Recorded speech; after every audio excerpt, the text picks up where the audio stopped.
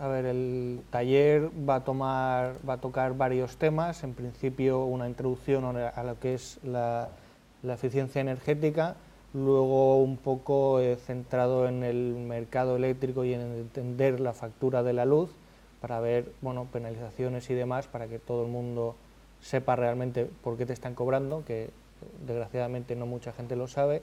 Y luego, por último, ya más centrado en el sector sociosanitario, es un ejemplo de selección de ofertas y para poder comparar unas con otras en justicia. Eso, como somos poquitos, en cualquier tema que os interese más, pues si queréis me paráis en detrimento de otro y demás, no hay ningún problema. O sea, realmente el tema es muy amplio, son 45 minutos y prefiero atender cosas que realmente os interesen a cosas que no. Entonces, si os parece, empezamos. Bueno, el taller es eficiencia energética, estos son los objetivos que acabo de comentar de la charla, que es eso, una introducción a la eficiencia energética, estudio del recibo de la luz y luego consejos básicos para la comparación y selección de ofertas.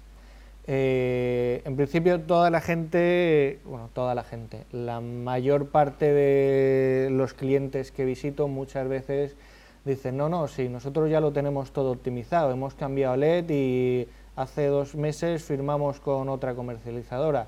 Y siempre les digo lo mismo, bueno, es que hay mucho más que hacer.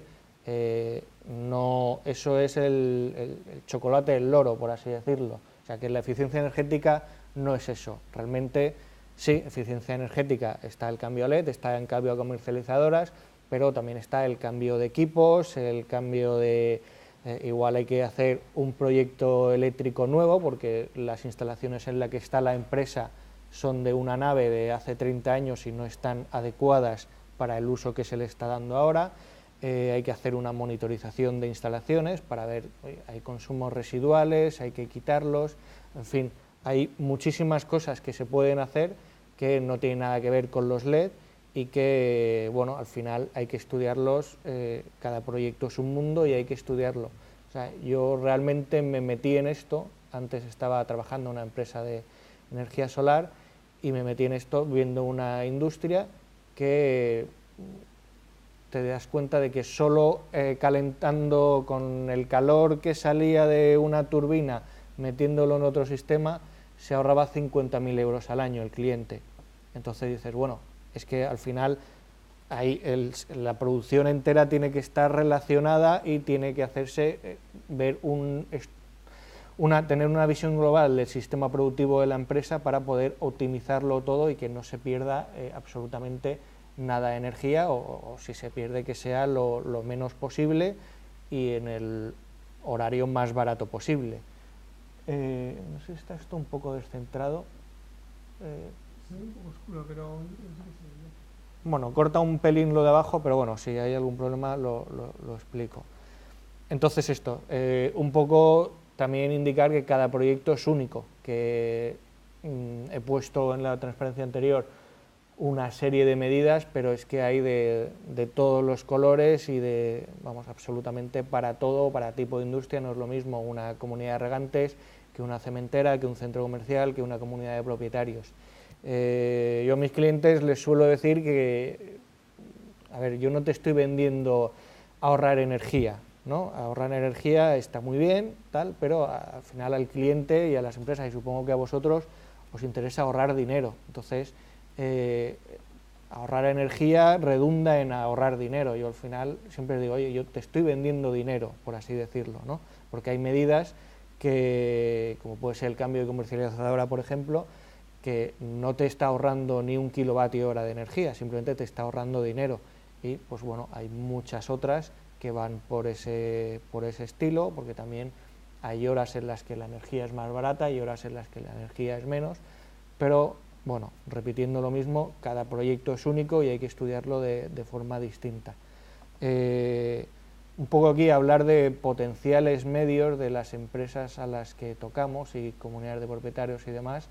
Estamos hablando de en torno a un 30, un 80% de ahorro en euros de la factura de la luz.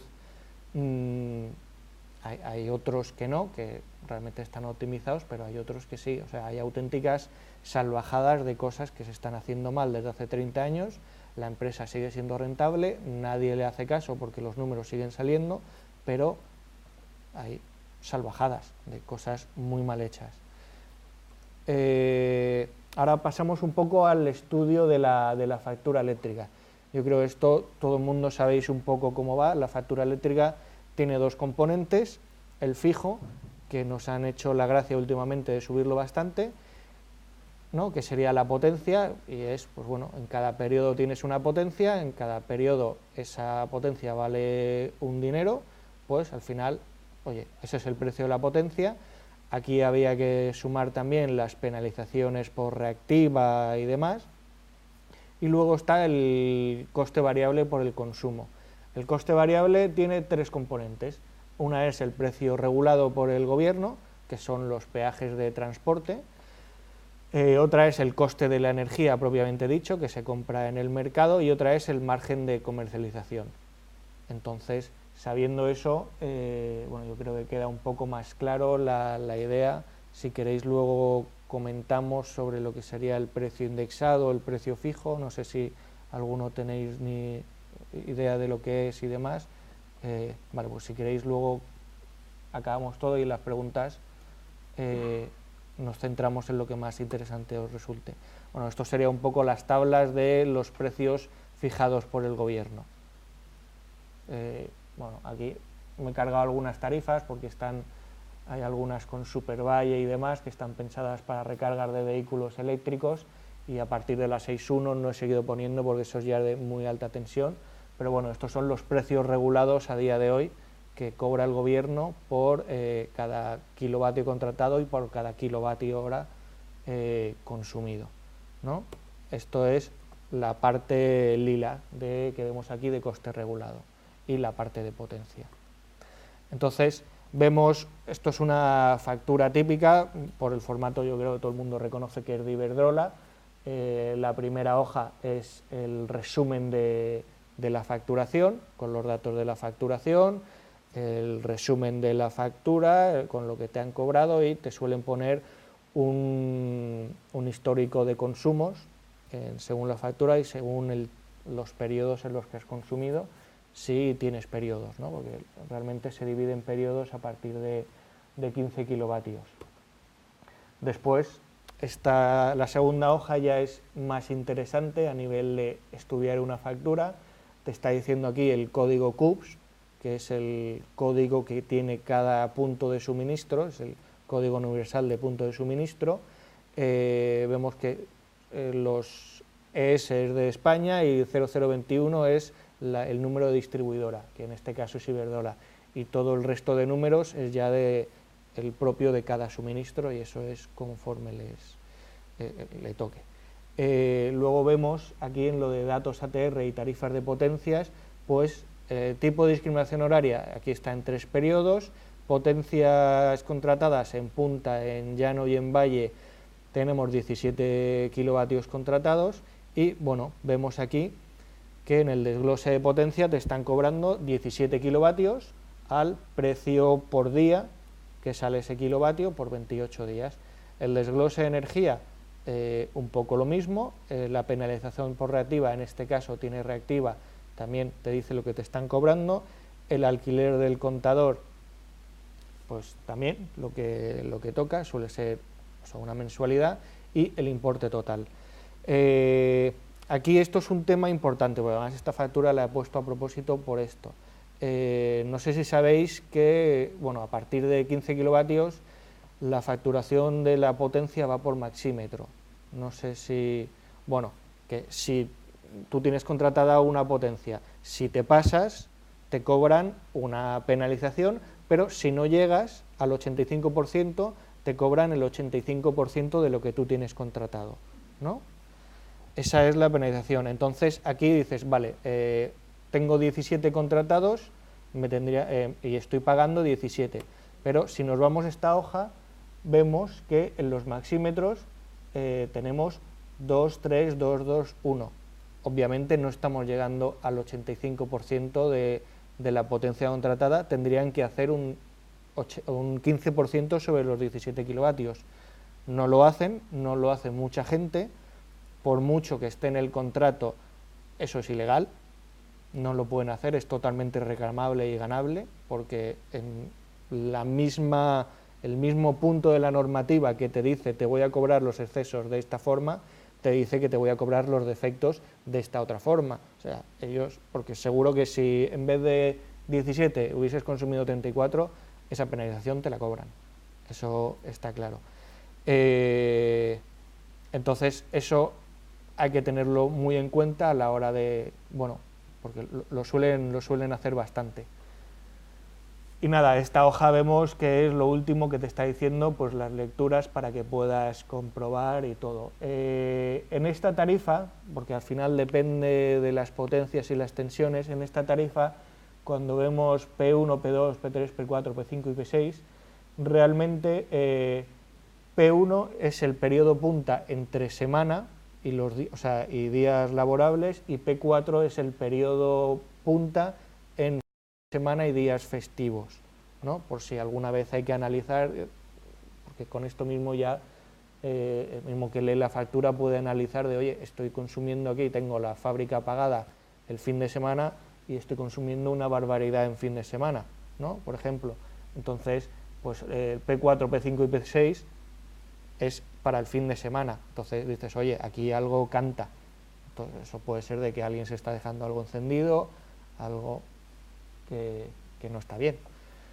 Entonces, no sé si esto está quedando muy claro, estoy siendo demasiado técnico, por favor, cualquier cosa me interrumpís, sin ningún tipo de... Sí, eso se podría reclamar.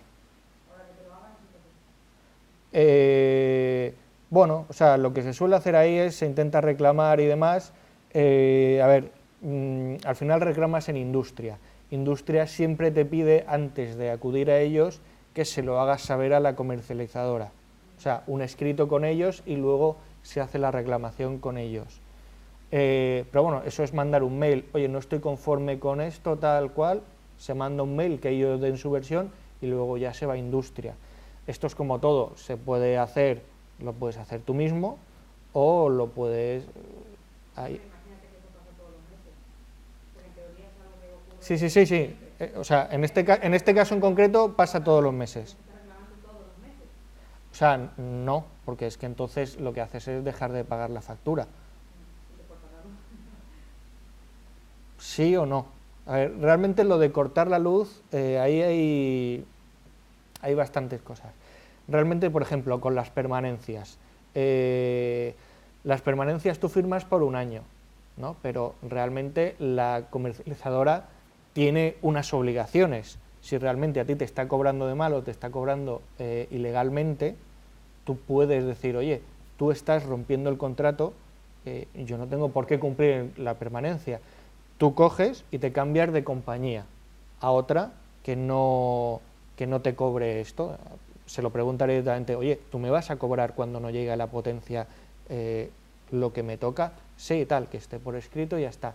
Entonces, cuando tú te has cambiado de compañía, la anterior compañía no puede pedir el corte porque ya no es tu cliente, ya no eres su cliente. Entonces ellos no te pueden cortar la luz, ¿sabes? O sea que entonces, y ahí ya entra que una vez ha entrado industria de por medio, ellos están sometidos al arbitraje de industria y toda la historia. O sea, en este sentido el cliente está bastante protegido. Hay que saber hacerlo, o sea, hay que seguir los pasos correctos, no puedes decir no te pago y teniendo a la misma comercializadora, porque entonces sí que dicen, pues no me pagas, pues yo te corto. Pero de Iberdrola, por ejemplo, eso de que si no llegas al límite, ¿no? Sí, al 85% de la potencia contra... ¿Ellos tienen por escrito que no te lo cobrarían? En algunos contratos sí, en otros lo obvian. O sea, no dicen nada. O sea, lo que sí que dejan siempre muy claro es de los excesos se cobrarán en función del artículo tal, del Real Decreto, no sé qué, no sé cuántos. Y es lo que decía antes, en ese artículo tal del Real Decreto, no sé qué, no sé cuántos, en el mismo párrafo te dice cómo se cobran los defectos y los excesos. O sea, están sirviéndose de un artículo para lo que les interesa y el otro lo omiten. Entonces, eso no se ajusta a la normativa y por mucho que esté firmado en un contrato privado, porque al final es lo que es, un contrato entre un cliente y un proveedor, es un contrato privado, no, vamos, si no se ajusta a la ley, pues no se ajusta a la ley, se reclama y vamos, yo he puesto muchas reclamaciones de estos y todas se han ganado y no hace falta ni ir a industria. Ellos mismos dicen, sí, vale, disculpe, y hasta te lo devuelven con carácter retroactivo. Oye, me has estado cobrando todo esto de más y no se ajusta a la ley. O sea, ellos lo intentan, o sea, y no quiero hablar de Iberdrola, esto lo hace mucha gente. Es esta factura porque es la que vi, la que tenía en PDF para poner en la presentación y justo esto, o sea, que se hace. También hay otras de Iberdrola que lo cobran como deben. Tanto a nivel de empresa como de particular como de empresa, ¿no? Sí, lo que pasa que, bueno, esto se cobra con maxímetro a partir de 15 kilovatios. En una casa tener 15 kilovatios contratados tienes que vivir muy bien, con tus buenos jacuzzis y tus cosas para tener 15 kilovatios contratados. Pero a nivel de empresa suele ser lo estándar. A poco que tengas una sala con aire acondicionado y tal, es lo típico. Y esto es una pequeña empresa, porque no es ni alta tensión, es baja tensión. ¿Vale? Entonces, bueno, seguimos. Aquí ya vamos con el ejemplo práctico esto es una residencia de ancianos que también, bueno, tiene 110 camas y también era centro de día, y lo que tenían era para calefacción, aire acondicionado, tanto para frío como para calor. El agua caliente sanitaria tenía una caldera con gasoil y las cocinas iban con propano, ¿no? Y entonces se estudió diferentes ofertas para pasar toda la instalación a gas natural. O sea, este centro tenía toda la red de radiadores instalados, pero no los usaban. Usaban el aire acondicionado para calefactar. Además, era un centro que tenía como desde la planta baja hasta el techo había como mucho espacio y había como pasillitos, pero era como arriba había una claraboya, entonces todo el calor que tú estabas dando desde el aire acondicionado, claro, el calor tiende para arriba y se perdía mucha energía ahí. Entonces se miró también, aparte que el radiador da mucho más confort al anciano. Me acuerdo cuando fui a estas instalaciones, estaba el split en el techo y estaban los abuelitos en la silla de ruedas, todos alrededor del split del techo, y las ventanas que estaba dando el sol y estaba el radiador ahí, desiertas. Entonces era un poco como que, bueno, es que tenemos aquí a los mayores hacinados en donde sale el calor, ¿no? Era un poco surrealista. Entonces, bueno, se estudiaron diferentes medidas, pues gas natural, biomasa, aerotermia, también la instalación de energías renovables y demás. En el caso de gas natural se tenía la posibilidad también de abastecer a las cocinas, ¿no? Que antes no se podía. Obviamente con biomasa no se podría abastecer a las cocinas que van con gas. ACS es agua caliente sanitaria, perdón. Es para las duchas y el agua caliente, ¿no? Entonces, bueno, ahora las siguientes transparencias se ponen un par de tablas en las que se calculan las rentabilidades de cada oferta y demás, que es al final lo que decide la dirección del centro, es en función a qué dinero me cuesta o me va a dejar de costar. Y aquí defino un poco los parámetros para luego poder tenerlo en cuenta. Pues el coste anual es el coste del consumo futuro anual. Futuro anual se supone, oye, he cambiado a esta tecnología, ¿cuánto me va a costar la instalación teniendo en cuenta esta nueva tecnología, ¿no? El coste a 5 años sería el coste de la inversión que tú haces hoy más los 5 años de coste anual, y el ahorro a 5 años pues sería el ahorro que tú obtienes después de haber pagado la inversión en 5 o 10 años.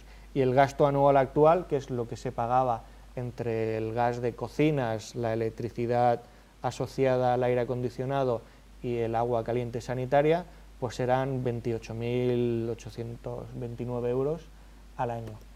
Entonces, bueno, se tienen aquí varias ofertas, ¿no? Tenemos varias de gas natural, varias de biomasa, ofertas de placas solares y ofertas de aerotermia. Aerotermia, no sé si lo sabéis, es una tecnología un poco novedosa. Es una máquina eléctrica que aprovecha muy bien los rendimientos del clima exterior, da bastante buenos rendimientos, pero es cara, lo que pasa que da agua a baja temperatura.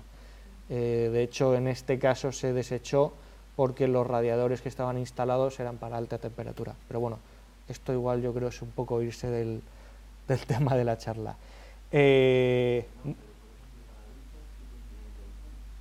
Para duchas sería interesante, sí, pero lo que se buscaba en este centro era decir, bueno, yo quiero un sistema completo para todo, ¿sabes? Porque sí, para duchas también es interesante el aporte de placas solares y demás, pero al final a esta gente y realmente los números los favorecían en todo, porque esto era un centro ya construido, no es uno nuevo que tienes que ponerle ya aporte de energía solar por el código técnico de edificación. Entonces interesaba, oye, yo quiero una caldera, un sistema que me lo proporcione todo.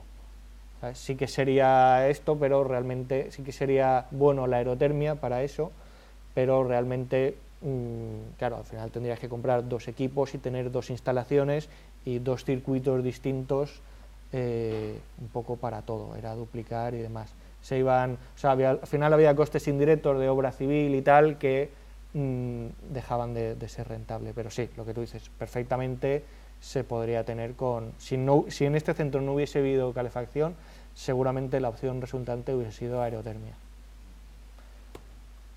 Porque además con aerotermia puedes jugar con acumuladores de agua y calentar el agua como es electricidad, en la hora del día que te es más barato. Tú calientas el agua por la noche, tienes un acumulador grande y tú has conseguido calentar ese agua al precio más barato, que es bastante interesante. Bueno, esto es una gráfica en lo que se ven los resultados. El diámetro de la bola es el ahorro conseguido y bueno, las 2 más grandes serían con biomasa y la tercera más grande sería con gas natural. Vemos esta de aquí abajo roja, que está en el eje de las X. Esto es la oferta de gas natural, la segunda. Hay muchas empresas que están ofreciendo oye, yo te pago la instalación entera, sin ningún problema, te la financio yo, pero te obligo a un contrato de que tú me vas a comprar el gas a mí hasta durante tanto tiempo. El precio del gas es un poco más barato, o sea, es un poco más caro de lo que es, pero al final, oye, aquí vemos que el ahorro a 5 años, sin tú haber invertido nada, son 6.700 euros, ¿no? Que para no haber invertido nada y a partir del 5.º año ya todo el ahorro es para ti. Entonces, pero eso ya depende de lo que te interese, si tienes dinero si tienes acceso a un crédito, pues bueno, eso es hacer números cada empresa. Esta empresa al final cogió la opción 1, porque al final tenían opción de financiación que les salía más rentable que la financiación que les daba esta oferta de gas natural, la número 2. Gas natural no me refiero a la empresa, me refiero al gas, ¿no? Al gas ciudad, que se llama. Entonces, bueno, aquí vemos un poco la comparativa que sale. Se han quitado varios, veis que no salen tantas bolas como salían antes, porque esta gráfica representa solo las medidas que son rentables a 5 años, ¿no? Con un periodo de retorno simple a 5 años. Y bueno, aquí se remarcan un poco los números de lo que es interesante. Vemos que hay ahorros, por ejemplo, esta que inviertes 0 euros, a 10 años tú te has ahorrado 54.000 euros, que, oye, es muy interesante. En biomasa y demás vemos que los ahorros son bastante más elevados. Al final aquí se desechó biomasa porque había que adaptar, que todo esto hay que tenerlo en cuenta. Al final esto nosotros se lo presentamos al cliente con los pros y los contras, ¿no? Y al final ellos deciden. Para la biomasa tú tienes que tener una estancia adecuada como silo para ir vertiendo y que cada cierto tiempo vaya un camión y te lleve los pellets y demás. Entonces hay que tenerla como silo, tiene más coste de mantenimiento, da ese carboncillo que hay que limpiar y demás, hay que tirar humo, y a esta gente le pareció que era mucho menos molesto tenerlo con gas ciudad y demás, que en ningún momento iban a tener cortes de suministros por nada, y que, bueno, lo eligieron así. Y por último, la verdad es que no sé cuánto tiempo llevo de exposición, vemos comparación de ofertas de comercializadoras. Aquí es intentar explicaros un poco los trucos que usan las comercializadoras cuando llaman. No sé si os ha pasado de que llaman y le dicen, señor Ibars, tenemos una oferta, le vamos a descontar un 23% sobre el precio que tiene actualmente. ¿Qué le parece? Es muy buena oferta, ¿verdad? Claro, yo siempre pregunto, bueno, ¿me descuentan un 23% sobre qué? ¿Sobre qué precio? Porque si me descuentas un 23% sobre el triple del precio, a mí me da exactamente igual. Pero aunque parezca algo tan obvio, mucha gente cuela. O sea, y yo he ido a empresas que llegas y dices, no, es que justo ahora acabo de renovar el contrato y me han hecho un 23% y lo dicen orgullosos. Y dices, bueno, déjame ver la factura, y te sabe mal, pero hay que decirle, oye, te han engañado, ¿no? Hay que también saber cuáles son las penalizaciones por rupturas anticipadas, hay que saberlo, y hay que saber cuáles son tus derechos. Es lo que decía un poco antes, en el contrato de la comercializadora, en baja tensión ellos pueden poner lo que les dé la gana, pero eso está regulado. No pueden poner salvajadas de si te vas te cobro 1.000 euros, no, está regulado. Hay tanto y te cobran a 5 euros megavatio hora de lo no consumido.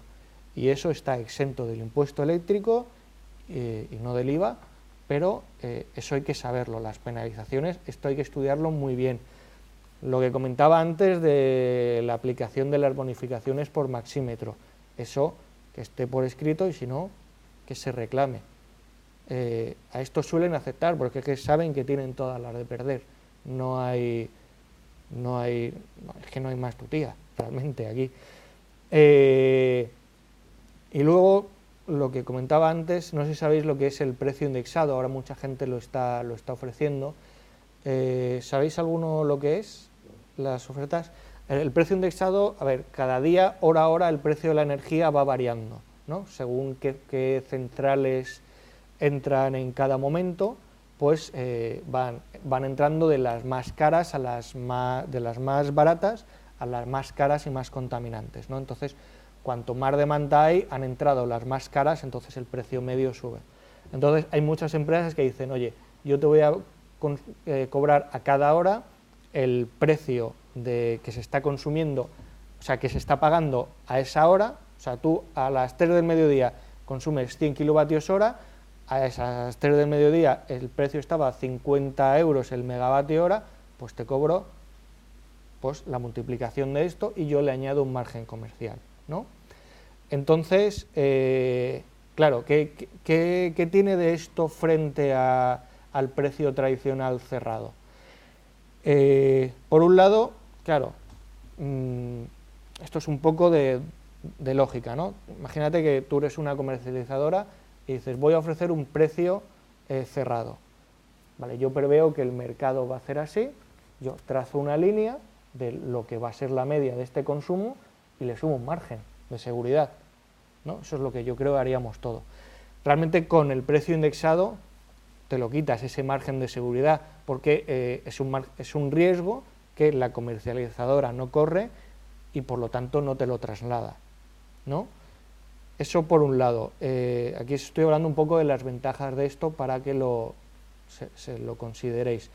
Por otro lado, bueno, aquí vemos en el recuadro azul lo que sería el coste de la fórmula de calcular el coste a precio indexado. Aquí había que ver qué incluyen la gente en el margen comercial que ellos dicen, ¿no? porque algunos te incluyen costes de red eléctrica más desvíos y otros no, otros es simplemente eso, lo pagas tú, porque bueno, aparte del precio de la energía, red eléctrica pone unos costes de operación y tal según cada hora, pero bueno, eso es para todos los mortales, y los desvíos según lo que tú hayas dicho que ibas a comprar y lo que no has comprado y demás. Hay algunas comercializadoras que eso lo asumen dentro de su margen y dentro o no lo asumen. Y también hay que ver que realmente en el precio indexado el impuesto eléctrico no afecta al margen de comercialización. Cuando te ofrecen un precio cerrado, todo el precio cerrado, como no se distingue entre qué margen es de la comercializadora por operativa y qué margen es por energía propiamente dicha, no se puede dividir, entonces todo es base imponible del impuesto eléctrico.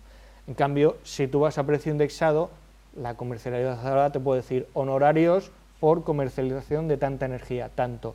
Eso se le quita el impuesto eléctrico, que es un 5% que te quitas, que no nos vamos a hacer ricos por esto, pero es bueno saberlo. Entonces, eso es un poco los consejos que hay que tener así en cuenta para elegir una comercializadora. Hay que siempre leerse la letra pequeña y leerse todo. Esto es como todo, te lo puedes leer tú, puedes tener tu asesor energético. Hay muchas empresas que a nosotros nos tienen contratados como asesores energéticos y a mí y a la competencia, que es revisión simplemente para revisión de facturas y demás y tal, porque aunque parezca mentira o no parezca mentira, muchas veces hay muchas facturas que llegan y las lecturas no son reales o te cobran 2 veces el mismo periodo o cosas que no tienen absolutamente nada que ver y hay que reclamar.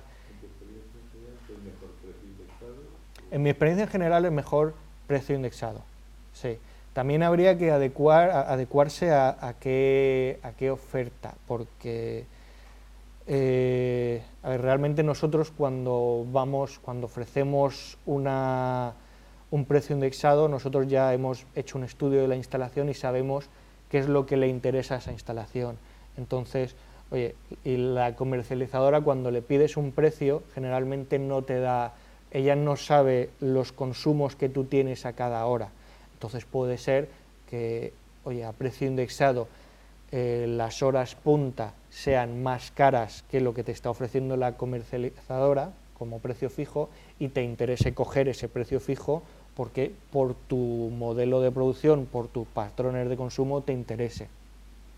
Pero generalmente es mejor el precio de consumo porque te quitas ese margen de seguridad que ellos tienen y que aparte, al ser precio indexado, las penalizaciones no suelen existir. Con 15 días de preaviso tú coges y te cambias al mejor postor, porque cuando tú haces una compra a un precio fijo, la comercializadora tiene que decir, vale, yo tengo que tener, ellos hacen sus acuerdos bilaterales con, oye, te compro esta energía a futuros, tal cual. Cuando es precio indexado, llevas a mercado, tú tienes que poner unas garantías en red eléctrica a 15 días y ya está. Entonces, rompes el contrato, vale, pues dejo de poner garantías por ti a partir de este día y ya está. Entonces, bueno, eso es un poco... esto es un poco la charla, ¿no? Ahora si queréis que ahondemos en algo más, explicar todo esto así en breve, que como he dicho, cada proyecto es un mundo, entonces me resulta bastante difícil sintetizar en algo que os pueda servir a todos. Yo creo que lo de la factura eléctrica, no sé si os ha quedado, eso es común a todos. No sé si os ha quedado claro, si tenéis más dudas, algo de los derechos que tenéis, las obligaciones.